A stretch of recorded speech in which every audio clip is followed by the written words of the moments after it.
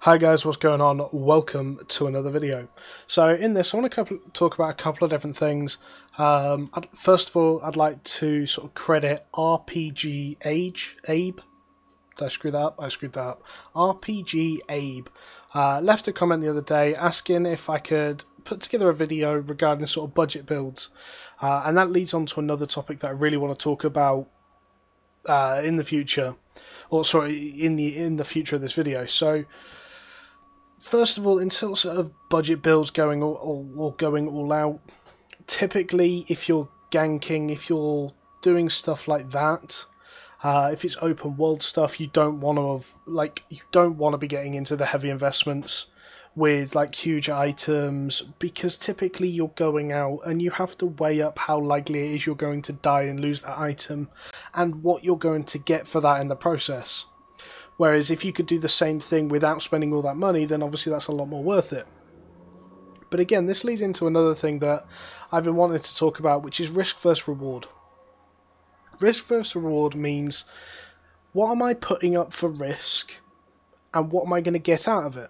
So out of sort of an example of that is, the last couple of days I've been trying to level fire up. Now, I have a load of tier 8 stuff in my bags and all this, and I could either go to these dungeons that's likely to get me killed at some point in a full set of tier 8 and clear slightly quicker, or I can run in a full set of like T6, clear a little bit slower, which sort of harshes my fame levels, my fame speed. However, it costs a lot less and it's a lot sort of less risky. I don't care so much if I die, and realistically I'm still going to get a similar level of reward for it. So the risk there is more and more high by using the higher tiers of gear, and the reward is very, very similar. Therefore, it's not worth it. You have to weigh up everything in a full loot PvP game. Another thing is, so I was actually going to sell something to someone in Carleon. It was a direwolf, and I ran from Fort Still into Carleon, and there was a Ganking squad around.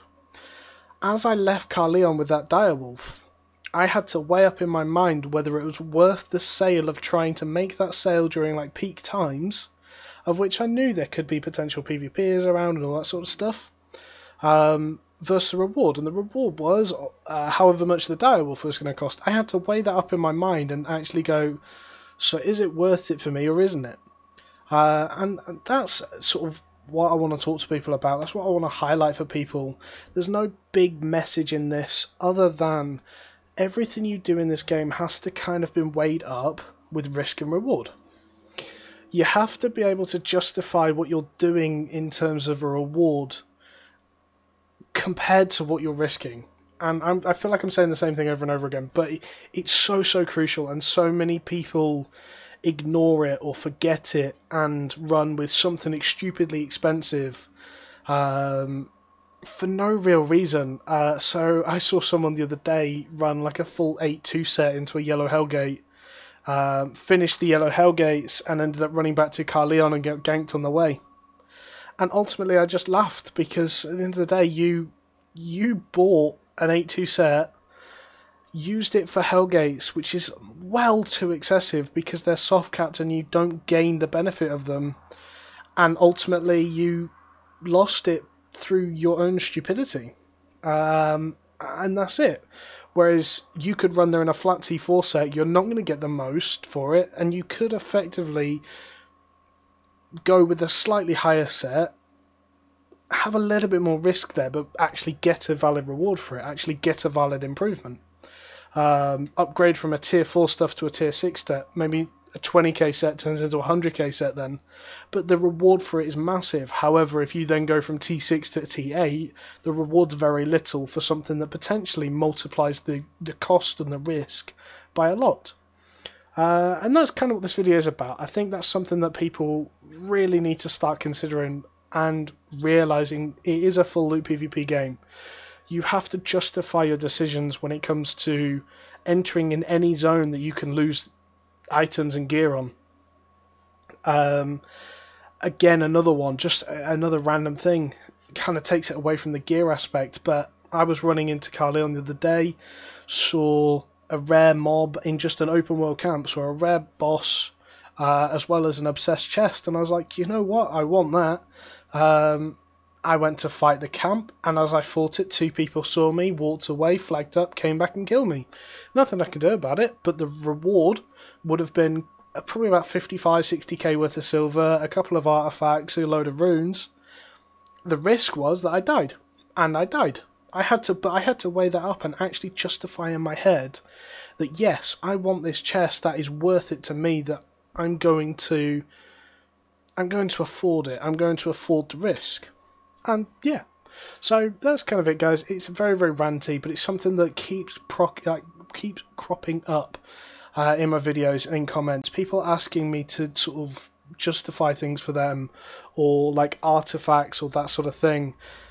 For me, as you can see, I really don't have very much money right now. For me, I'm not... Goddamn army crates. I'm not going to go out there running with like 7-1 weapons or 6-2 weapons or 8-1 armour just for anything. I'm going to do that for the very special occasions, or the GVGs, or things like that. Because for me, that's where the rewards are, and that's worth the risk. However, I'm not going to run around flipping Wire Forest gathering in a T8.1 cleric robe, because the chances are I'm going to die for it. And that's it. So when you're looking at your builds, when you're looking to go and do a Hellgate, a GVG, when you go and ganking, you have to argue to yourself, you have to make the point to yourself, is this worth the risk? Is this worth what I'm about to do, or what I'm about to get for what I'm about to do? And that's the big question. If you ask yourself that every time you're about to make a decision as to something to do in Albion, I guarantee when you start getting that self-control and going, actually, no, it isn't worth it, you'll then go, okay, I'm not going to do that, or I'm going to lower my gear level so it isn't so much of a risk, or lower this so it isn't so much of a risk, or invite a friend to escort you from Fort Sterling so you don't have to risk losing stuff. And it's all these different things. This is stuff that you need to consider in a full loot PvP game. But anyway, guys, I'm not going to ramble on too much more. It's actually quite late for me. I'm just about to go to bed because I'm absolutely shattered. The sun really takes it out of me, and England's had like a heat wave for the last couple of days, and it's just killing me. But anyway, guys, thank you for listening. Like, comment, subscribe. Any questions, anything like that, please leave it in the comments below. I love looking through the comments. Waking up, I woke up this morning to 52 comments. That's just something insane. It's just ridiculous. Like, it's unbelievable. So yeah, please leave your comments below. I love reading through them and answering them. Like, comment, subscribe, and catch you later, guys. Goodbye.